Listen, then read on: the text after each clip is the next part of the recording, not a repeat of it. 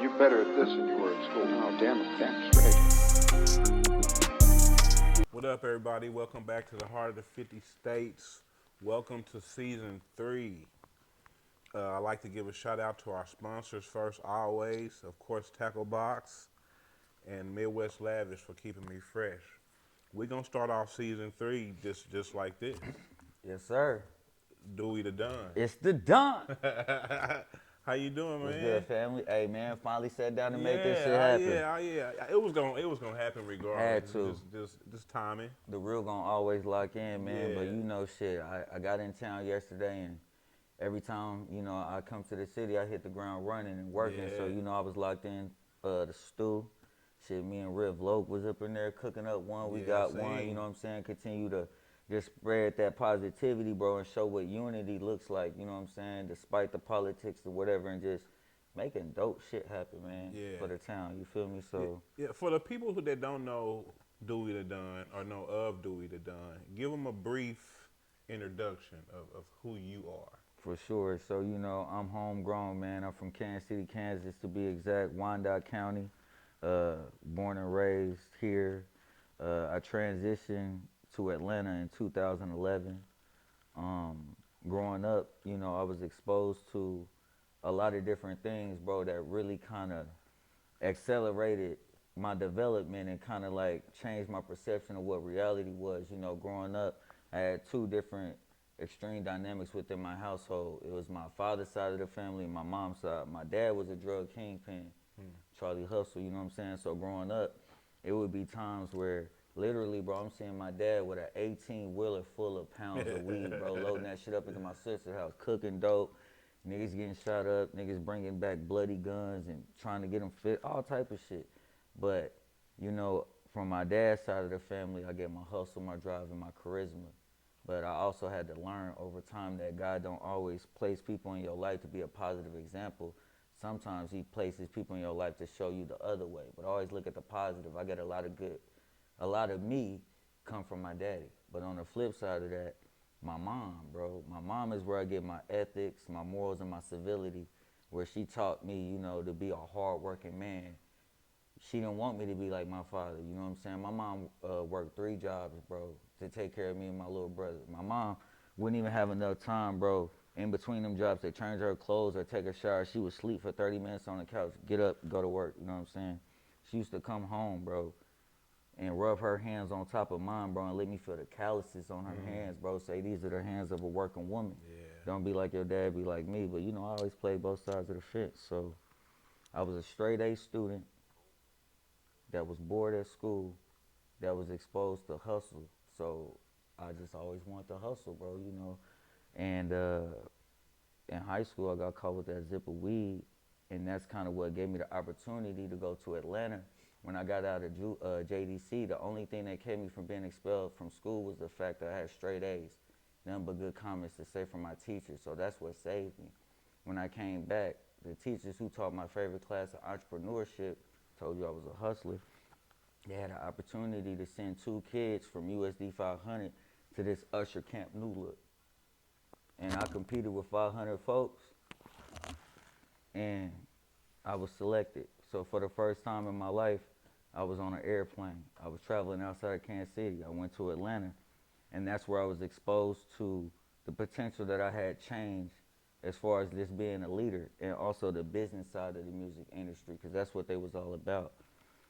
Fast forward, bro, shit, Usher was fucking with me for like 6 years, hired me, moved me out to Atlanta, bro, and I've been out there now just doing my thing and just trying to, continue to develop myself in a positive way as much as I can, but take that street hustle, but apply it in a different facet, because the music game is like the dope game. Just like if you're trying to be a chef, it's all about supply, demand, marketing.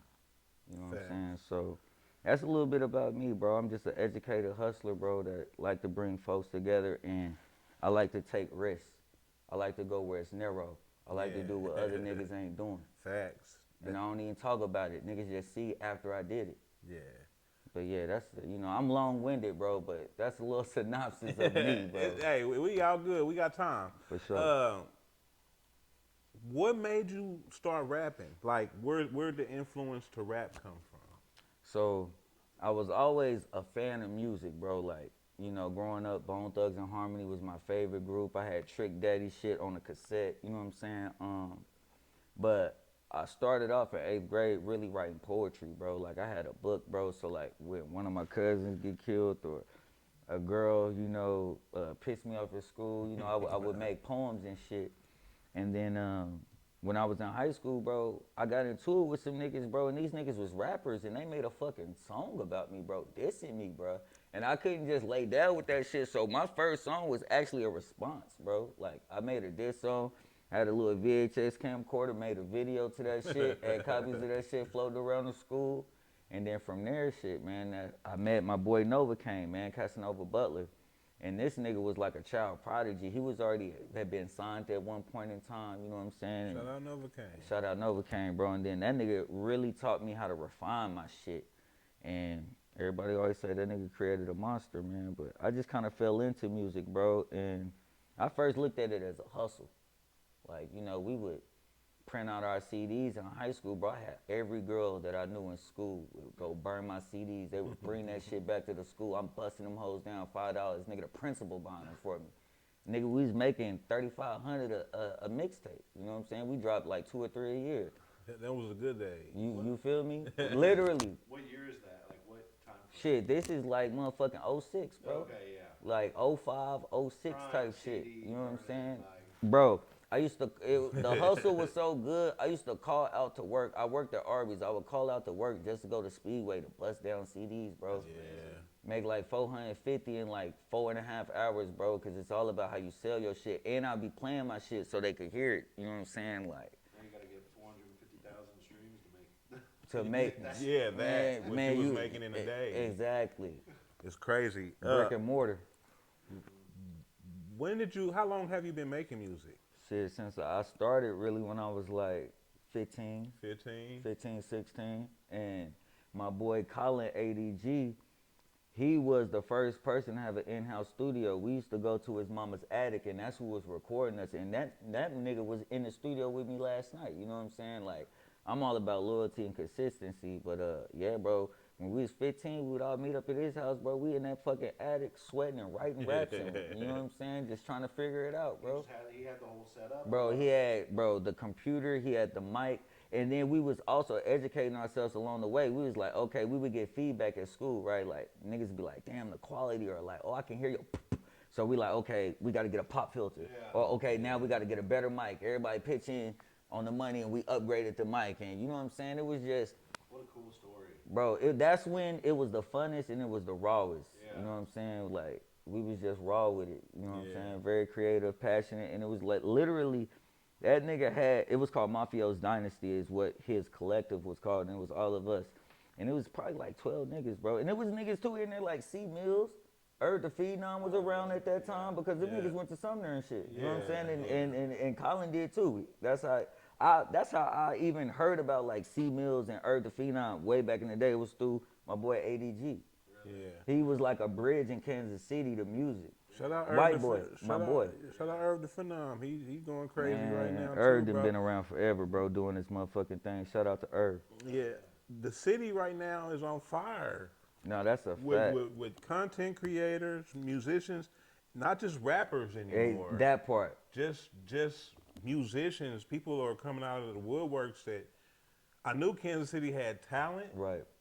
but it's showing a different side of itself just this last year, bro. Diversity, and what me and LB be talking about all the time is like, we think we got a pulse on everything in Kansas, but Kansas is so eclectic, and like literally most of the things that circulate to us is the shit from our cliques. Yeah. The internet now is showing us things that's even outside of our circumference where we live. You know what I'm saying? Yeah. Like, I'm hearing about people like, I didn't know about, honestly, like Car Colors or like some of these other people, but the internet showed me. Yeah. Because I'm like, oh, I be usually bumping this, but okay, my people been bumping that. Let me tell you, he from over here? Or like, damn, okay, Wichita? Like, okay. Yeah. I didn't even know 8-0 was from Wichita. You know what I'm saying? Yeah. I thought he was from the West Coast or some shit. But it's just like, yeah, bro, like, it's definitely dope seeing everything kind of bubble And I just really attribute it to the internet, bro. Like, and motherfuckers really figuring out how to work that shit, bro. Like, Yeah, and then I think we come into a point where everybody tired of the bullshit. that's a fact. You know what I'm saying? The politics and everything. You can't work with him because of this, or you know what I'm saying? It all gets us nowhere because we divide before we are even at the table to have a full conversation in the Man. sense of like we ain't on the map yet. So why are we continuing to divide and fight amongst ourselves? It really makes us weaker. You know what I'm saying? Like I hate that. Like I don't even look at like Kansas City, Missouri and Kansas City, Kansas is different. Of course I grew up here. I know the difference, but what I'm saying is when I'm talking about Kansas out of town, them motherfuckers don't know the goddamn difference. They So don't. why the fuck am I gonna spend most of my time doing some shit? Just like with the whole T-Rail and Tech 9 video shit, like motherfuckers calling niggas groupies and Yeah, whoop the that's whoop or weird. whatever Yeah, context. that's I'm like, how weird. you hate on your own self? Yeah. This is literally your shit. Even if you wasn't there, so you gonna keep that from you sharing, from you liking and commenting, knowing that this shit is gonna be getting pushed down the algorithm? That's hater shit. With Yeah, with that- those kind of people, it's damned if you do, damned if you Exactly. don't. Yeah. Nobody came to be like saying something negative. Everybody goes, they still say something negative. You know what I mean? But It's a lose-lose situation, and it's sad that we still have those type of people out here. But I think they're thinning out. no, that's a fact. It ain't many left. Because you know at, what I'm the, saying? at the end of the day, motherfuckers just be having shit to say with no action. Because at the end of the day, you complaining, you could have been there because the motherfuckers was promoting it and it was a flyer. And it's networking. And it's networking, bro. And it's the town, bro. Cool, fun time. Like, Yeah, it's networking. It's getting to see people that you don't normally see on a normal basis. But yeah, That you right here next to. exactly. You know what I'm saying? So to even hate on that is crazy to me too. Which I knew it was gonna be some kind of hate because that's Kansas City. Nah, for that's you. a fact. You know what I'm saying? Wild to me though. Like I was out there getting behind the scenes shots and everything, and it like everybody from the adults, the kids, everybody that was there had like it was lit. You can feel the energy through the clips, like you They can loved see it. Like And it's a good look for the town, man. It is what it is. You I ain't know? gonna hold y'all. I was at LB house. That nigga showed me the video. It ain't dropped yet, but that motherfucker hard. Yeah, I already know. Yeah, Bro, when it comes to this camera thing, LB's one of the people I look up to in the city and take inspiration from. this is one of Tech 9 and T-Rail's hardest videos. I'm gonna call it right now. Both of them. I feel like this is one of their hardest videos yeah. on both sides. Shout So, out LB. Shout out LB, man. He working. Goddamn. You been in Atlanta? Yes, sir. That's where you reside, right? Yup. How is it living in Atlanta? Hey, man. For me, I just think seeing people of color in positions of power, influence. Like when I was in Kansas, it was like either most people work like either like, you know, entry level jobs type shit or everybody was selling dope. I knew, you know what I'm saying? Like, so when I moved to Atlanta, I'm seeing black lawyers, black doctors, you know, people that's business owners. It kind of esteemed me to push further and beyond as far as like what I saw as my potential scope of growth. But then also I got friends. I learned that in order to really grow, you got to get friends that's smarter than you, that's doing better than you, making more money, because in return, these things feed off to you. So I got a diverse group of friends and colleagues and shit from out there, especially from working with Usher, like from deans of fucking Emory school boards and the fucking hospitals and the school systems. Like, you know, out there, what I learned is most of the time when somebody come to you with something, you can really take what they're saying at face value until you see some flawed shit. Cause you'll be out at fucking Kroger and you'll bump into a fucking A&R, you'll bump into a fucking entertainment lawyer, you'll bump into someone who he like, hey man, I actually got 3 coffee shops around the corner and I was a millionaire by 36, you know what I'm saying? So as far as just the potential of exposure, I love Atlanta. I love the culture. I used to always tell people, like, you can trip and fall into something to do because there's always something going on, and it's so vast. Yeah. I would tell niggas, too, I'm like, bro, you could literally be a different nigga in every city. That's how big it is. You know what I'm Yeah. saying? Like, Facts. you'll go from my house, drive through Atlanta, you go down 85, bro, you might go through 5 different cities. My first time driving through it, I was on the highway coming back from Orlando, and I was like, "This is still going." Bro, Like you know, what I'm, like in KC, it's you go for a little bit, and then you're past the city. I was like, "Dude, this is massive." Yeah. Georgia's so fucking Yeah. big, bro. And you can just fall into something to do. I remember the last time I was there, we went to this barbecue place. I can't remember the name of it, but it was like one of the top Maddie's. Ooh, yeah, I know what you're talking about. Maddie's. And you probably went down there, depending upon what year it was, back in the day, bro, they used to have the Gladys Nice chicken and waffle spot. They don't even got it no more. Yeah, That shit was I so didn't fire. see that. But while we were waiting on our food, there was bars next door, and we just walked in one, and sat down, and there go Carly Red. Yup. You know what I'm saying? Old girl with the sex tape with Stevie. Used to be with Stevie J. Yup, all them loving hip hop hoes. They was all in there, Yup. bro. It was the most craziest shit, and I was like, they really be out here. You I can swear. really touch them, and that's what made me love Atlanta, bro. Just to see the people you see on TV, because I felt like if it was here, they'd be stuck up or you wouldn't see them. Right, nah, that's There, a fact. it's Or ducked wide off. open, bro. They normal out in the people. wild, bro. Yeah. Nigga, I was at the liquor store, nigga. I ran into Lawrence Fishburne buying fucking beer and blunts. Yeah. I was like, that's damn, dope. this nigga smoke weed. I was like, but you can put them switches down, but I was like, you can get a different rap. But yeah, bro, just like you said, that shit do be cool, though. Yeah. Who are you? I know you said you work with Usher. How is it working with Usher? How was it? Man, I always tell people, like, Usher was one of the first niggas that really gave me a shot and an opportunity as far as, like, to be a different person.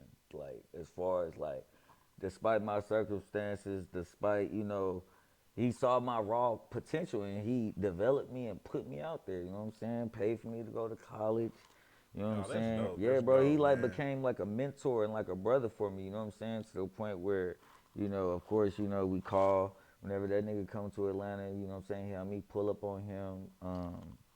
But Usher is a very humble motherfucker, man. Like, he taught me to be humble but hungry. He was like, don't forget where you come from, but don't be content at the same time. You know what I'm saying? And outside of, like, musically influencing or whatever, that nigga just really taught me how to be a man, bruh.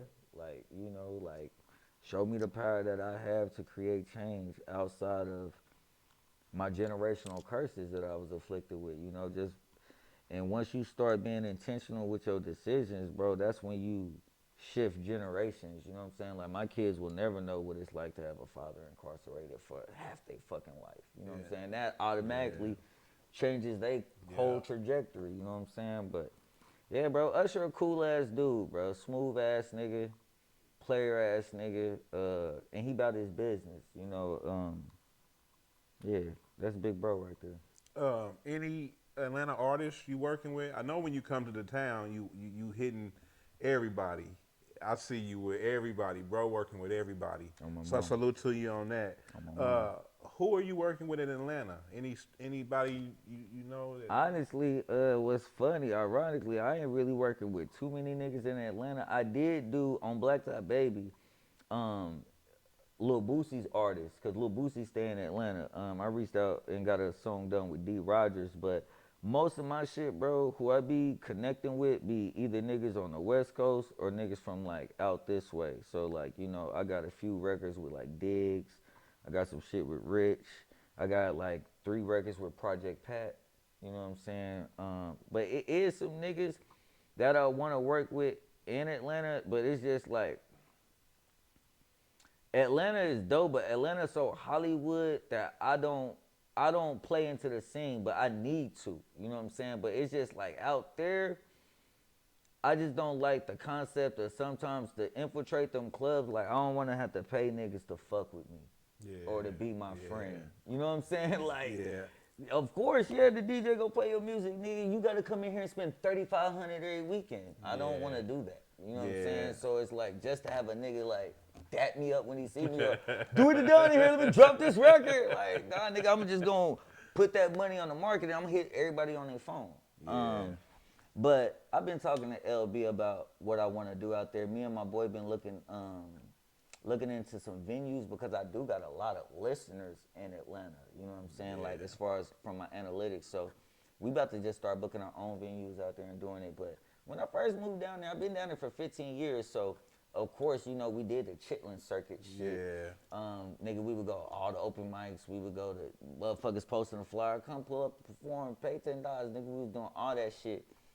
But I just, eventually, bro, we just felt like hamsters in a wheel in the sense of we was working, but we weren't yielding results, really. Yeah. You know what I'm saying? It's like, you know, you go here and you perform, it's like 40 people there. Half the people came for other motherfuckers. So it was like, all right, bro, it's got to be a better way we can do this shit. And that's where I kind of educated myself on, like, running ads and marketing and being able to, you know, target people genre-based or specific-based to similar artists like me so I can circumvent and bypass cold audiences and kind of get more to the people that's going to be liking my shit. Yeah. And the type of shit I run, like, I don't even pay for the ad, bro, until a motherfucker literally stream my song. That's what, like, is the benefit of conversion ads is, like, you'll run the video, they'll see the link, and as soon as they stream off of Apple, Spotify, that's when I pay for the ad. Yeah, that's smart. Yeah. That's real smart. Who in the city, Kansas City, haven't you worked with that you want to work with? Marley Young. Shout out Marley. That'll be dope. That'll be hard. Definitely. What's crazy is before, rest in peace to Kiwi, before he passed, he had pulled up on me at Kiwi. Jazz Studio. Me and him was about to do one. Yeah.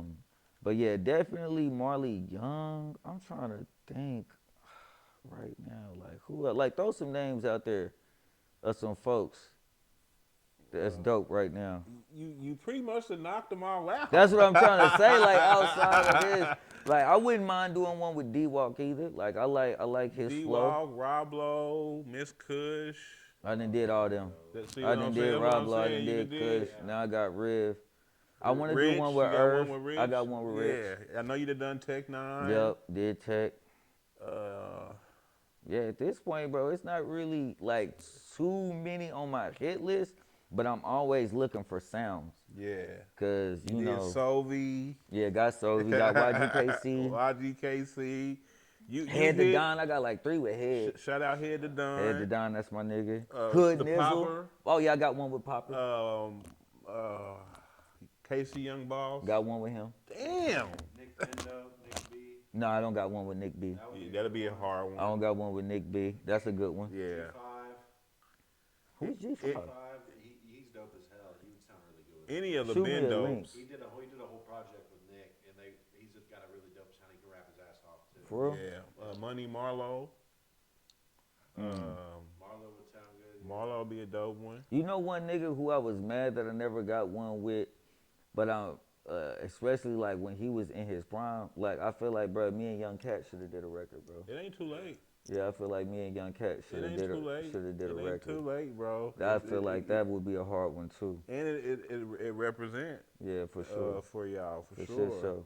So yeah, I think that would probably be like my top 3 then right now. I would say like Young Cat, I would say Marley Young, and I would say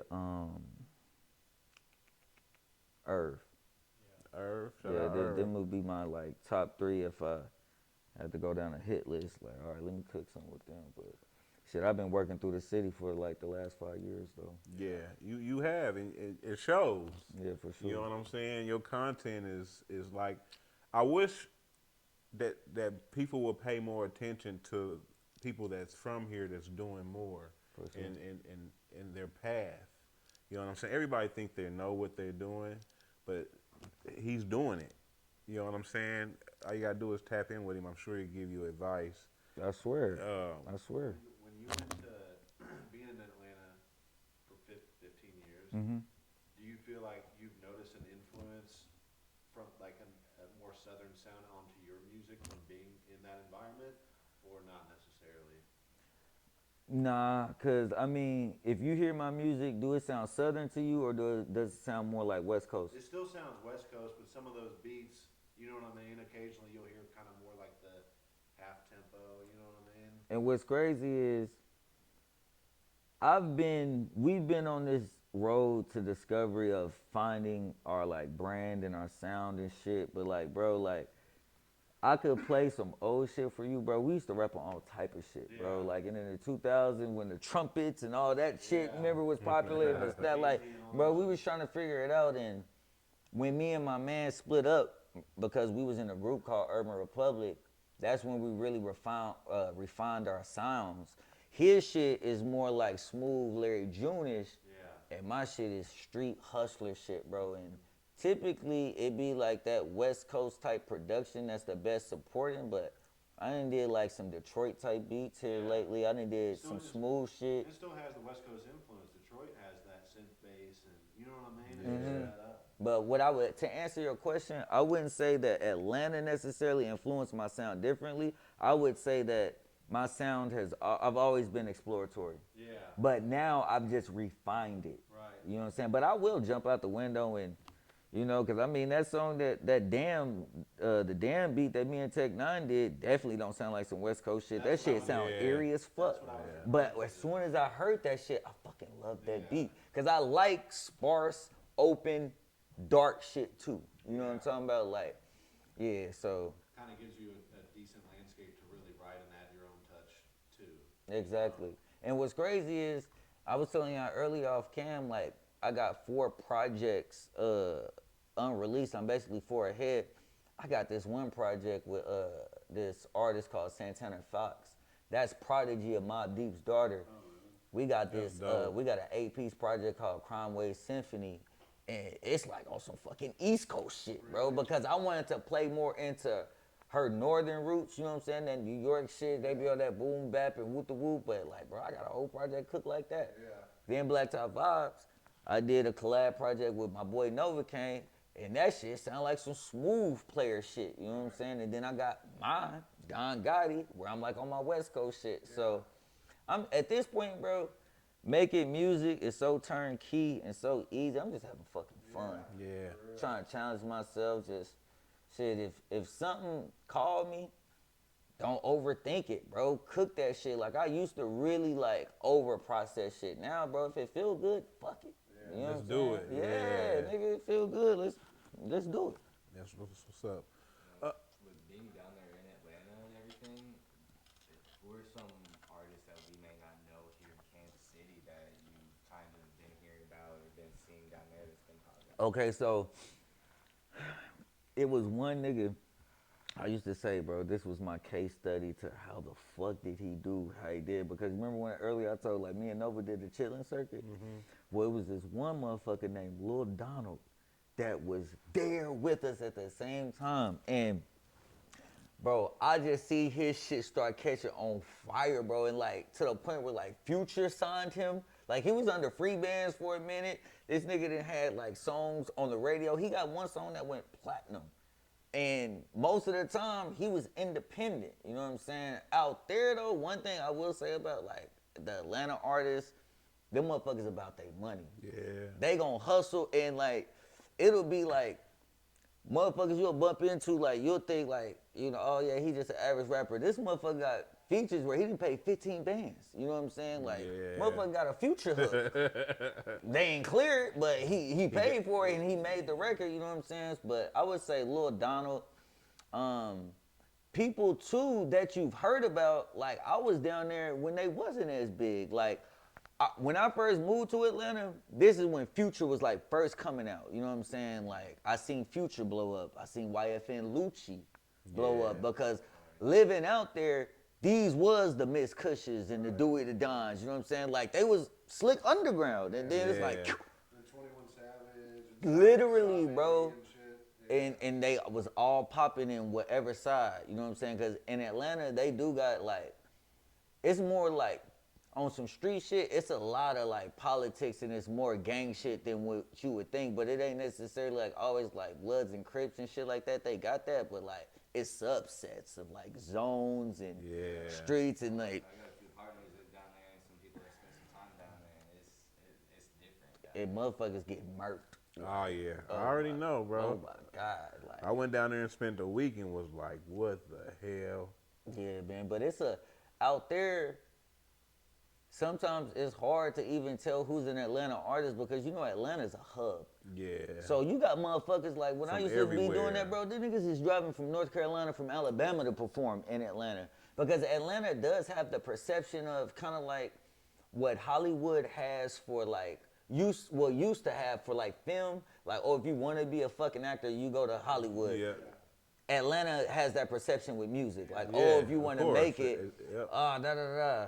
You know, and it's just a different beast, but it's definitely interesting. But it's crazy because I mean, like, they got labels there. Like, actual Yeah. labels are there and shit. You know what I'm You saying? bump into an A&R at a studio. And they'll be there. Out to eat. Yeah. You can bump into an A&R out to eat there, bro. It's crazy. And if your mouthpiece cold, you could get a meeting. Yeah. Like on some personal shit, because they might just entertain the fact of what can they do with you. You know what I'm saying? What you got going on? You know what I'm saying? Yeah. What do you feel like our Kansas City rap scene is missing? Marketing. Okay. But before that, what I would say is I feel like a lot of our artists are great artists and terrible business people. They don't have a business sense. And to really succeed in this shit, you got to remove emotion from things and be calculated and strategic. And if you can't do that, you got to hire or have someone. I say hire because help only goes so far. Yeah. Because a motherfucker, You can want to pay. bro, because it got to start making Yeah. sense after a while. Yeah, You know what I'm you saying? wanna pay. You want to pay, and then that's how you hold people accountable. But I just think lack of business sense. I think lack of self-investment. I think that niggas in Kansas waiting on somebody to drop a bag on them. But it's like, bro, in any business, you even watch Shark Tank. Like, bro, they're not gonna just give you $1 million if your business ain't making no fucking money, or if you can't. They gonna be like, what's your sales this last year? Ask an artist that. 0. What was Yeah. your streams last month? 0. So what the fuck am I gonna pay you for? So just even being realistic and not emotional, just more logical about this shit. And that's what be hard for me having conversations with people sometimes, because sometimes I'm just so transparent and matter of fact, but I don't want to like take away their joy or nothing like that, but I'm just trying to get them to understand of, do you want to be an artist who makes music because you like to? That's called a hobby. Yeah. Or do you want to make a living off of your music? Because you can make a living off of your music without being Young Thug or like a YFN Lucci. Like, you don't need a deal. Like, I posted like, bro, I get $10,000 every couple months off of streams alone. You know what I'm saying? You can get monetized on these social media platforms. But I don't think people want to take that route. And I think the last thing is, a lot of people's barrier is the money. Because you cannot, they have figures like Wendy Day, who broke like Cash Money and she broke Lil Donald and Trouble. But she say, bro, for one song to break an artist and get that, you need at a minimum 250 bands. Yep. Nigga, That's what they niggas say. don't want to pay Jazz $500 for a session. You will never fucking make it. Yeah. Let's just be realistic. That's just do it facts. for fun. Yeah. Because you're crowding the real market space, and y'all are changing the perception of what an independent artist looks like, and that's a pet peeve for me. Yeah. Because I'm like, if you really want to be an independent artist, I know what it look like because I'm self-applying. I educate myself. All this shit I had to learn, bro. I had to watch white boys on YouTube that do rock and roll teach me how to do marketing. But I didn't count them out in the sense of this would be useless information just because, oh, I feel like we make different music. It's the information. I can just make it fit into my marketing scheme. You know what I'm talking about? So I just feel like if niggas was more about their business, people had a way to afford some things that basically are just necessary to launch a business. Because trying to be a rapper, yes, you rapping, but really you're trying to launch a business. Yeah. So it's just like if you wanted to fucking open a restaurant, nigga, you gotta have a building. It's certain things that you just gotta have to get on. You know what I'm saying? Organically, you can catch stride. Like, you see a lot of people that do good organically, but I always say Coca-Cola has been a company for like over 100 fucking years. Boom. Coca-Cola has still not stopped making fucking commercials. Boom. They're $1 billion business. and they run commercials every fucking day. Do you not want to be Coca-Cola? Man. Why wouldn't you? Like 10 years ago, Netflix spent $500 million on marketing alone. It's like that, isn't that insane? And that shit look shit at come 'em now. installed on the TVs now. Right. You know what I'm saying? So it's like, Netflix replaced cable damn near. Like, Netflix started the streaming wave. it's like going to the casino, bro. Scared money don't make no money in music. Oh, that's facts. That's facts. And you can't expect people to put up money when you ain't put up nothing. And you can't expect for the world to stop because you're passionate about something or even because you're talented. But a lot of artists, when we talk about shit like this, they get emotional. They think, I'm He a hating. rap to the top. Yeah, Or it's he not that. I'm hating. just being realistic, bro. It's a lot of dope-ass motherfuckers that no one has ever heard of. And if you think about like a lot of the artists that blew up, like even some of the really big ones, they had like, if they weren't the one putting up the money, they had some friend that was either like Dope boys. Yeah. boy, Dope putting up boys. 500K, you know what I mean? Easy. You That's see it it. all the time. And that's what I'm saying, like, you got to understand your strength and your weaknesses, and you got to have a business plan and then put the pieces in order to bring it to life. But, like, just rapping and writing and recording in the studio ain't going to do that. So, to your point, that's another strategy. Like, we, in business, they call that angel investment. You know what I'm saying? Like, sometimes you can find somebody to break you off. Or if you got 10 homies that can all give you 5 bands, we got a budget. Yeah. You know what I'm saying? Like, Yep. sometimes it's not even just about getting the whole 50 piece from one. You know, like, that's how I saw my dad and them do in the streets. You know what I'm saying? Niggas want to get 100 birds. You got 6 niggas. You know what I'm saying? Let's Everybody chip putting up in. 75, bro. Yeah. And then, bro, we made 2.5. You know what I'm Yeah. saying? So, it's just a mentality shift needs to just happen as far as how we want to be viewed as Kansas City, Kansas independent artists. Do we want to be known for, like, only want to be known in Kansas City, or do we want to go worldwide? Yeah. And that's the power of marketing. And all the artists that I've been working with, damn, I don't want to get too much of my sauce, but like, one thing that I'm doing now is when I want to boost an artist that I want to work with, instead of making this artist a feature artist, I put them as a main artist. Because when you're a main artist, this is what Drake, Rihanna, this is what all the big artists do. Now, when someone streams that song from Dewey's profile, It's on there. it's on theirs. Yeah. So, and also the benefit is to boost niggas. And imagine, I've literally got artists from 40 monthly listeners to like, the highest nigga I've seen went to like 10,000. So imagine if that nigga start putting in money in his marketing. Now, my 10,000 that I kind of gave him, now he add 10,000. Now when we drop, that's 20,000 and plus my 60, that's 80,000. Yeah. If I'm trying to create an ecosystem and I'm trying to show people, because at first it was like me telling people it didn't work. So I'm like, okay, I'm gonna do something, let me show you. Niggas like, oh my God, yeah. I'm like, yeah. So imagine if you start doing a little something on your end, because guess what? When I do a song with you too, I wanna have a benefit. Yeah. Maybe I need a boost off of your audience, you know what I'm saying? But I'm just trying to create local superstars, so we ain't gotta always look outside the city to blow ourselves up. Like, we don't gotta get everybody from out of town. Like, Our old ass niggas from out of town. you feel me? And That's washed up. if we all doing music together, eventually I'm gonna figure out how can we do it the best way we can do it. So the artists that I'm working with now, like, that's the scheme. That's what I've been doing, and it works for me too, because like now my songs become billboards on their profile. Yeah. So in the fact that one day they do blow up too, like, I get enjoyment of seeing like my song in they top 5 on Spotify, like the song we did. Yeah. Because now people know that when they come to me to work, it's gonna do something. It's not gonna just sit there Yeah. And they know you're gonna go hard behind it. every time. You know what I'm saying? Every time. That's one thing I know just from watching you online, that you gonna push. Cause I really believe in myself. Yeah, you gonna push. And I know ain't nobody I ain't gonna walk down the motherfucking street, a motherfucker gonna tap me on my shoulder and say, hey, Dewey, let me help change your fucking life. Like, that ain't never happened to me, so I ain't gonna wait on it, bro. Slow feet don't eat. Yeah, facts. Anything you got coming up or working on? I know you said you got 4 in the vault. Yup. Anything you got coming up in the next couple months, or this was his 4th quarter? Yup, I got a song dropping next month. Deep Seated with Santana Fox, one of them songs off of Crime Wave Symphony. Okay. But yeah, bro, every 30 days I drop a song.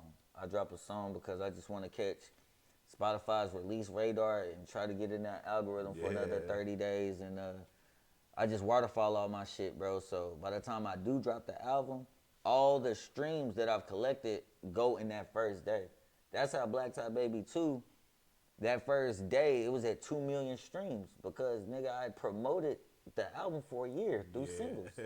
And then I dropped the album. You Smart. feel me? Yeah, bro. I feel like a lot of our artists get impatient. And I feel like most of our artists, once they get the Kansas City fame, they comfortable. I feel like that's a problem around here too. That's nail on the head, bro. That's literally one of the biggest things that holds us back. It does be that status quo and that comfortability. And that's what I was speaking to earlier too. Like, do we just want to be known for Kansas City or do you want to be known outside? But The fuck bitches, you want to be known to. and to pull up to Velvet Freeze and dap niggas up. Yeah, I see it actively in the studio. Like people, I've had younger artists, and they're young, so of course I show them grace, whatever. But they'll be super raw, super on it.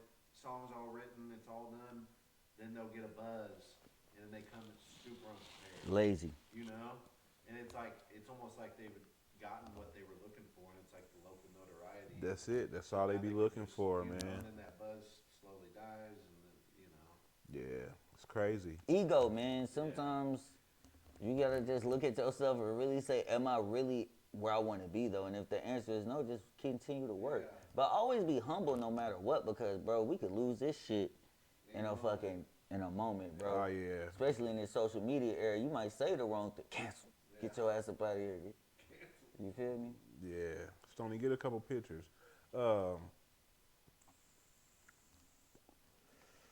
What else in the town do you think we need besides good business? Because we really don't do rap shows for real. Are they unsafe, most of them? Especially the street dudes. You're not going to get most of the street dudes doing shows. What can we do to change that? I wanna make one point and then I wanna come back to that question because when you asked me, I was thinking of something else at first.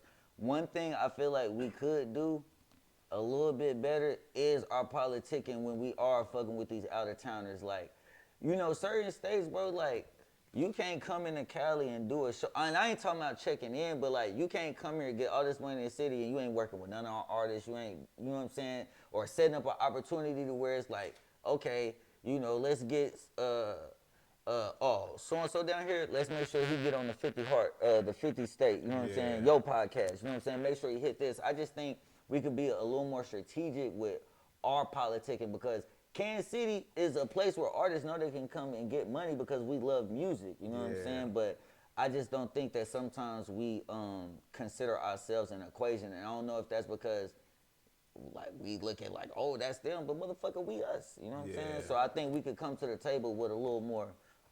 Now you said, why do I feel like niggas ain't doing shows as far as like showcases and shit? Or the shows, period.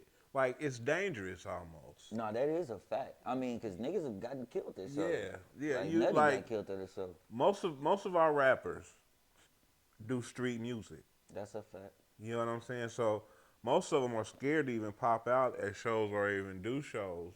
Or you've seen how some of them turned out. Right. You know what I'm saying? People booking it or venues are scared to have, you know what I mean? Our people don't show up. Our rap shows are so slim, It's a bro. lot of that, bro. Because it's like, you know what I've noticed on Kansas? Niggas will support you on the internet, not in real life. Yep. In the sense of like, and they might not even know that they're doing that in the sense of they might think like all you need is that like and that comment or shit. No, I need you to do that. Plus I need you to come to my shows when I'm performing. Yeah. Also, I need you to buy my shit on iTunes. I need you to buy a shirt. I need you. It's things that we would do for other artists that we're not doing for our own. Yeah. Like you'll see a nigga walk around with a 21 Savage t-shirt, never met the nigga. But it's like, We damn, roll you ain't out caught the- Rob Lowe shit? Like, We roll out the red carpet You're so much more likely to. for the other artists, bro. and we overlooking ourselves, and I do the opposite. I be looking at all these artists I'm working at, like, bro, it's a fucking gold mine down here. Like, watch what I do with it. Watch what I do with this fucking record. You know what I'm saying? I'm Yeah. like, this shit is amazing. Yeah, they know, they definitely know if they get low on money, all they gotta do is come do a tour from Kansas to Missouri. And they hit gonna sweep, everything. and they gonna And sweep, they gonna bruh. sweep. But one thing I would say is what I've been happy to see, and I don't know what the turnouts be like, but I do like these little like festivals and like the hip hop week shit that like I can't remember who started that shit, but like, you know what I'm saying, like having like the little conferences and panels Yeah. and more podcasts are coming out. I'm thinking now we have now a lot of different elements. We just need a rap infrastructure of like, okay, how do we loop all of this shit in? You know what I'm Yeah. saying? Like, and I'm kind of seeing a little bit of organically happen. Like, okay, the influencers is fucking with y'all. That you'll see them in the video and with the woo. We just need to kind of from the beginning just have a little planfulness in the organic shit too. It's like, okay, Glenn Robinson got how many followers? You got how many of this? I got how many of this? What can we do to expose all three of our platforms to a bigger audience? Yeah. This 50,000 to this, and then now you got. Bring your audience to my audience to his audience to that's literally it. Power mapping. Like we just Yeah. need to, like I said, bro, that ecosystem. And with the internet, no matter, regardless of whether the labels are here or not, once you get something to go viral on the internet, everybody got the same internet. So them niggas is seeing the same shit on their phone. You know what I'm saying? So if you get into the algorithm, you in it. I just think like sometimes we just need to have a different approach to what we think is going to move the needle or get us on. And honestly, it might not even be performing to death. Because I always even say that too, like, touring is very expensive. Radio is expensive. And a lot of times artists want to have a song on the radio, right? But I've done radio campaigns, bro. And on the low end, you can be spending for one station like $1,500 to $2,000 a month. easy. Right? Easily, right?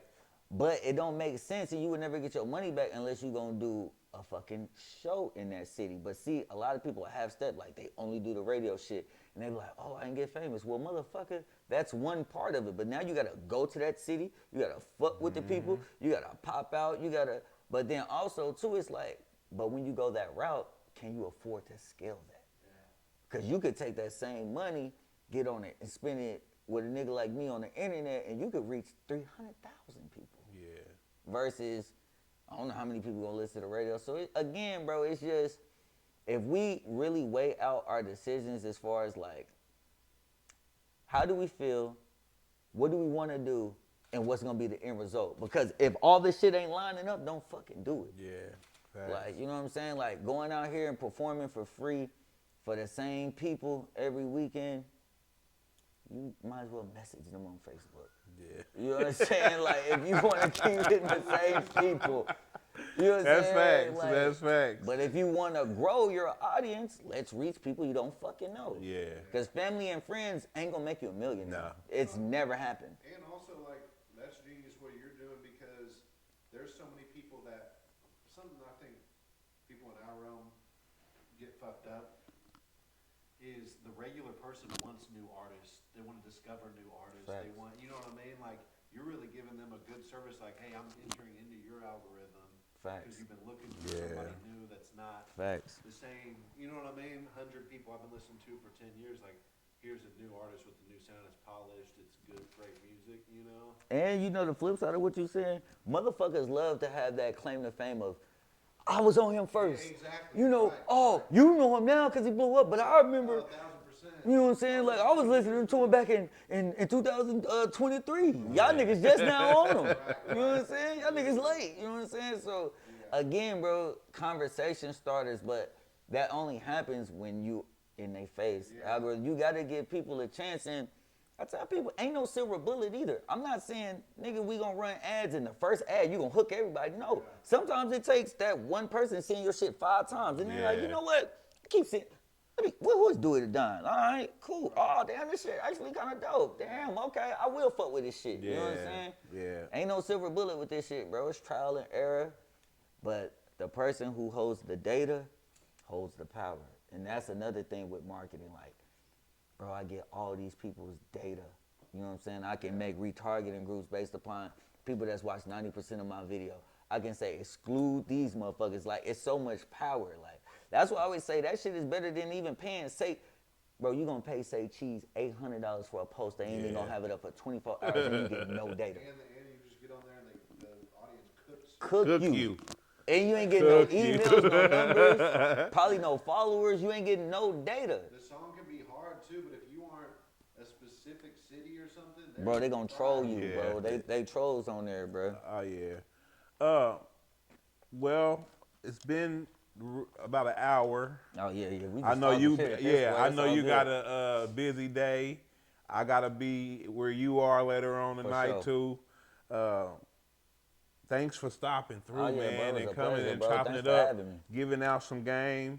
Dope one mic dropping. Salute to Dewey Da Don. One of Kansas City's own, man. Homegrown. Thank y'all for tuning in. Like, comment, subscribe. Give them your social media outlets. Oh yeah, man. Dewey Da Don mostly on everything, but the easiest thing is just go to my website, www.deweydadon.com or deweydadonmusic.com. DEWEYDADON.com. Yeah. All right, we out, y'all. Thanks for tuning in.